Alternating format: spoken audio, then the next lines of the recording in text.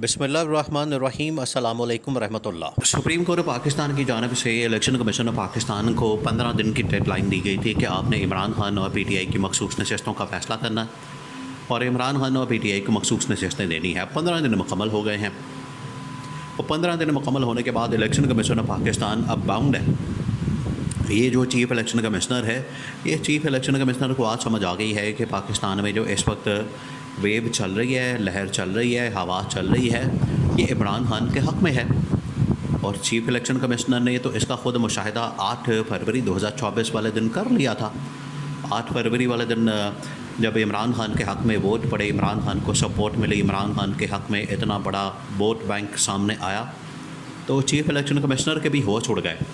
Chief election commissioner को तो अंदाज़ा ही नहीं था कि ये वेव जो है वो इमरान खान के हक़ में चली जाएगी, क्योंकि ये तो डील करके एक मुकम्मल करके बैठा हुआ था कि मैं इस गवर्नमेंट के साथ, पीडीएम के साथ, नून के साथ, पीपल्स पार्टी के साथ एक डील बना लेता हूँ कि मैं आपके लिए इलेक्शन को मैनेज कर लूँगा, इलेक्शन आपके हक़ में कर दूँगा। उसके बाद जैसे ही आपकी गवर्नमेंट बने, मुझे यहाँ से इलेक्शन कमीशन के ओहदे से फारिग करें और मुझे अमेरिका का सफ़ीर बना दें। देखिए, पीछे तो असल में इनके अपने मकासद होते हैं, जो भी उन्होंने काम डालना होता है, काम करना होता है, अंदर उसके अपनी 2 नंबरी, अपने मफादात, अपने सारे इंटरेस्ट शामिल होते हैं। तो ये जो सारी 2 नंबरी की गई, ये जो सारी धांधली की गई, ये जो सारा मुल्क के अंदर एक वबाल खड़ा किया गया धांधली के बाद मखसूस नशस्तों का, वो इसी वजह से था कि इलेक्शन कमीशन को इस बात का यकीन दिलाया गया, उसको ये कहा गया कि एक मरतबा ये तुम हमारा काम कर दो, हमारे लिए इलेक्शन को मैनेज कर दो, हमारे लिए मैनिपुलेट कर दो, उसके बाद गवर्नमेंट आते साथ ही तुम्हें अमेरिका के अंदर सफ़ीर लगा देंगे, अल्लाह खैर सलाम। अब इलेक्शन कमीशन को अंदाज़ा नहीं था कि ये मैनेज करना कितना मुश्किल हो जाना, क्योंकि आवाम इतनी बड़ी तादाद में निकल आएगी। आवाम की सपोर्ट, इंटेलिजेंस रिपोर्ट्स हालांकि उस वक्त मौजूद थी, लेकिन उन्होंने एक कैलकुलेशन गलत की। इंटेलिजेंस रिपोर्ट्स तमाम की तमाम टेबल पर मौजूद थी कि मुल्क के अंदर आपने चाहे नवाज़ शरीफ की हवा चला दी है, नवाज़ शरीफ को आपने इलेक्शन से पहले ही वज़ीर-ए-आज़म बना दिया है, मरियम नवाज़ को आपने वज़ीर-ए-आला पंजाब बना दिया है, उसके बावजूद बहुत बड़ी तादाद में जो वोट है वो इमरान खान को पड़ना है। ये पूरे मुल्क से इंटेलिजेंस रिपोर्ट्स आ चुकी थी, लेकिन इलेक्शन कमीशन ऑफ पाकिस्तान से या नून लीग से, पीपल्स पार्टी से शेयर नहीं की गई, जिसकी वजह से इनको अंदाज़ा नहीं हुआ। अब उसके मुताबिक इन्होंने प्लान बना लिया था कि पोलिंग होने के बाद हमने क्या करना है। और देखें, पोलिंग होने के बाद आज तक इलेक्शन कमीशन ऑफ पाकिस्तान इससे जान नहीं छुड़ा सका।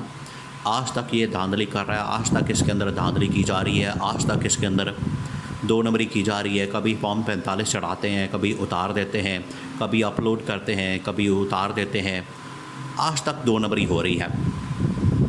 चीफ इलेक्शन कमिश्नर को आखिरकार एहसास हो गया है कि मैंने कब्र में भी जाना है, मैंने हिसाब किताब भी देना है। ये दुनिया के ओहदे, दुनिया की वजारतें, दुनिया के मरात, दुनिया का सब कुछ जो है वो यहीं पर रह जाना है। उसको अंदाज़ा हो गया कि एक तो उसको इस चीज़ का एहसास है, दूसरा ये कि नून लीग और पीपल्स पार्टी ने जो इनके साथ वादा किया था, वो ये वादा था कि जैसे ही हमारी गवर्नमेंट आएगी तो तुम्हें उठा के यहाँ से भेज देंगे, अमेरिका का सफ़ीर लगा देंगे। तो गवर्नमेंट आए हुए 4-5 महीने हो गए हैं, लेकिन चीफ इलेक्शन कमिश्नर से अब मिलने के लिए भी कोई रवादार नहीं है। अमेरिका का सफ़ीर लगाना तो दूर की बात है, मिलने को भी ये रवादार नहीं। तो चीफ इलेक्शन कमिश्नर ने कहा कि जब मेरे साथ किए गए वादे पूरे नहीं किए, मेरे साथ किए गए इन्होंने सारे प्रॉमिसेस पूरे नहीं किए, मुआहदा पूरा नहीं किया, तो मैं किस लिहाज से फिर इनका साथ दूँ, मैं किस चक्कर में इनका साथ दूँ, मैं किस चक्कर में इनके साथ रहूँ। मैं भी फिर आइन और कानून के मुताबिक फ़ैसले करता। इलेक्शन कमीशन ऑफ पाकिस्तान के अंदर एक अहम तरीन मीटिंग कॉल की, और इलेक्शन कमीशन ऑफ पाकिस्तान को अब इस चीज़ का भी अंदाज़ा है कि इमरान खान आ रहा है, और इमरान खान ना सिर्फ चीफ जस्टिस काजी फाइज़ ईसा के ख़िलाफ़, chief justice Islamabad high court justice Aamir Farooq के ख़िलाफ़, बल्कि chief election commissioner Sikandar Sultan Raja के ख़िलाफ़ भी रेफरेंस ला रहा है। पहला रेफरेंस तो आ गया चीफ जस्टिस आमिर फ़ारूक के ख़िलाफ़, बाकी रेफरेंस भी आ रहे हैं, और दूसरा रेफरेंस आना है चीफ जस्टिस काजी फाइज़ ईसा के ख़िलाफ़, और तीसरा आना है चीफ इलेक्शन कमिश्नर के ख़िलाफ़। तो चीफ इलेक्शन कमिश्नर को अंदाज़ा हो गया है कि अब मैं बड़ी ही ख़राब किस्म की लेगेसी छोड़ के जा रहा हूँ। और मेरे ऊपर ये जो काला धब्बा लगने जा रहा है ये बड़ा ख़तरनाक और ख़ौफनाक है मेरी साख के लिए, मेरे इमेज के लिए। तो chief election commissioner of Pakistan ने अब चीज़ों को रिवर्स करना शुरू कर दिया है। अब सुप्रीम कोर्ट का फ़ैसला तो इस वक्त ग्राउंड के अंदर मौजूद है। नून लीग ने इसमें अपना लुच तलने की कोशिश की, पीपल्स पार्टी ने भी अपना लुच तला और इस फैसले के ख़िलाफ़ पटिशन इन लोगों ने दायर कर दी। रिव्यू पटिशन दायर तो कर दी, लेकिन सुप्रीम कोर्ट पाकिस्तान के रूल्स के मुताबिक आजकल गर्मियों की छुट्टियां चल रही हैं, इस वजह से जजेस की अवेलेबिलिटी का मसला, और जजेस की अवेलेबिलिटी का मसला ये है कि गर्मियों की छुट्टियां हैं, वकेशंस हैं, तमाम जजेस चले गए हैं। अब 13 जजेस इकट्ठे नहीं हो सकते और ये सितंबर अक्टूबर से पहले केस नहीं लग सकता। केस नहीं सुना गया तो इसका मतलब है कि स्टे नहीं आया तो इसका मतलब है कि इलेक्शन कमीशन ऑफ पाकिस्तान को इस फैसले पर अमल दरामद करना हर हाल में लाजमी है, पाबंद है, वरना जैसे 15 रोज़ मुकम्मल होने हैं, 1 मिनट भी ऊपर होना है तो इनके ऊपर कंटेम्प्ट ऑफ कोर्ट लग जाना है इलेक्शन कमीशन के ऊपर, क्योंकि इलेक्शन कमीशन को 15 दिन का टाइम दिया क्या। अब जितने इमरान खान के मेंबरान कौमी असम्बली, मेंबरान सूबाई असम्बली, जिसमें पंजाब असम्बली, KP असम्बली शामिल हैं, तो तमाम के तमाम लोगों ने अपने जो एफिडेविट है, बयान हल्फी हैं, वो इलेक्शन कमीशन ऑफ पाकिस्तान के अंदर जमा करवा दिए हैं। उसके मुताबिक पंजाब के अंदर इलेक्शन कमीशन ऑफ पाकिस्तान ने PTI को तकरीबन 30 नशस्तें देनी हैं, KP असम्बली के अंदर भी 30 नशस्तें बनती हैं और इसी तरह से 25 से 30 नशस्तें कौमी असम्बली के अंदर बनती हैं। तो टोटल ये मिला के कोई 80 से 90 के करीब नशस्तें हैं।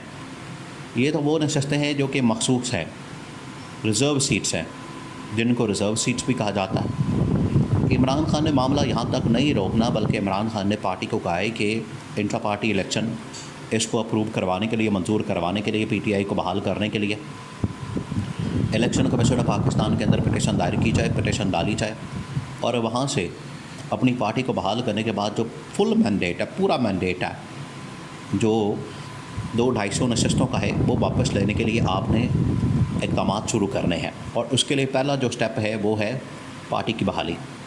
अब इलेक्शन कमीशन ऑफ पाकिस्तान ने अहम तरीन मीटिंग कॉल की इलेक्शन कमीशन ऑफिस के अंदर। वहाँ पर सिकंदर सुल्तान राजा ने अपने इस्तीफ़ा पेश किया कि ये पड़ा है मेरा इस्तीफ़ा, क्योंकि मेरे ऊपर इतना बड़ा ये इल्ज़ाम लग गया है धांधली का, मैंडेट चोरी का, मैंडेट के पटाखे का, कि तमाम की तमाम नशस्तें वापस करें इमरान खान और PTI को और मुझे घर जाने की इजाज़त दी जाए।